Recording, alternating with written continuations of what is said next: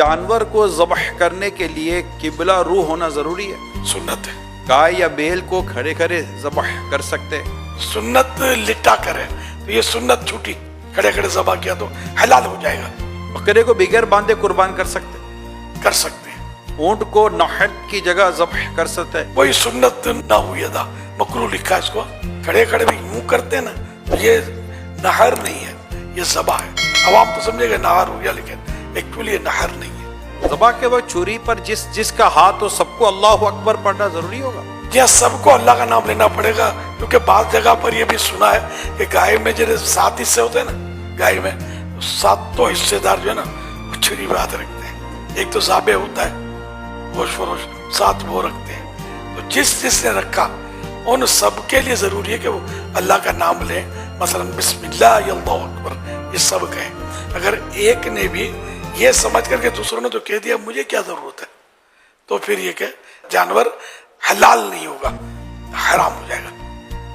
جان بوجھ کر اگر کسی نے یہ سوچ کر چھوڑا کہ دوسروں نے کہہ دیا مجھے کیا ضرورت ہے. ہاں کوئی بولنا ہی بھول گیا تو وہ بھولنے والے اس میں ایک نے بھی اللہ کا نام نہیں لیا، مثال کے طور پر سارے بھول گئے جلدی میں جانور چل کود میں، تو پھر یہ کہ جانور حلال ہو جائے گا. دل میں اللہ اکبر پڑھ سکتے ہیں یا تیز آواز سے ہی پڑھنا ضروری ہے؟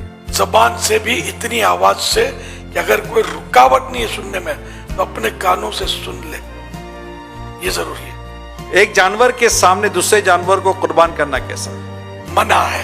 جانور ذبح کرتے ہوئے سب کا نام لینا ضروری ہے؟ یہ پتا ہونا چاہیے کہ 7 حصے ہو رہے ہیں، جس کو وکیل کیا ہے اس کو پتا ہو.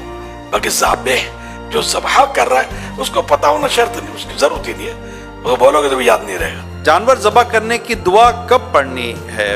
ذبح کرنے سے پہلے بھی پڑھی جاتی ہے، کچھ بعد میں پڑھی جاتی ہے. یہ ابلغ گھوڑے سوار میں یہ ساری ڈیٹیل دی ہوئی ہے.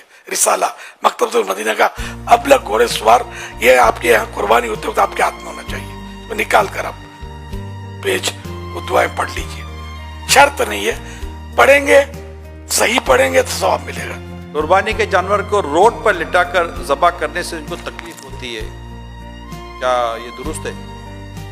تکلیف تو ہوتی ہے، گاڑیوں کا، ٹریفک کا، روڈ خراب ہوتا ہے، اسکوٹریں چٹے اڑتے ہیں، کپڑے خراب. باہر ملکوں میں کہاں ہوتا ہے سلاٹر ہاؤس، مخصوص جگہ میں ہی وہ جانور ذبح ہوتا ہے. روڈوں پہ نہیں، گلیوں میں لوگوں کے دیوار خراب ہوتے ہیں، گوبر آلود ہوتی ہیں. اور یہ بہرحال ہمارے یہاں کا یہ انداز ہے، لیکن بندوں کی حق تلفی یا حقوق عامہ تلف کرنے کی اجازت نہیں ملے گی. ہٹ جاؤ ہماری گائے ذبح ہو رہی ہے، گاڑی والے ٹریفک جام کھڑے رہ جاؤ. کوئی بیچارہ بیمار ہے، کوئی ایمبولینس میں بیچاری پھنس جاتی ہوگی، بعض اوقات پتہ نہیں مریض کا مرض بڑھ جاتا ہوگا، اموات ہو جاتی ہوگی. یہ جو بھی ہوتا بہرحال یہ روڈ پہ چلنے والوں کا حق ہے.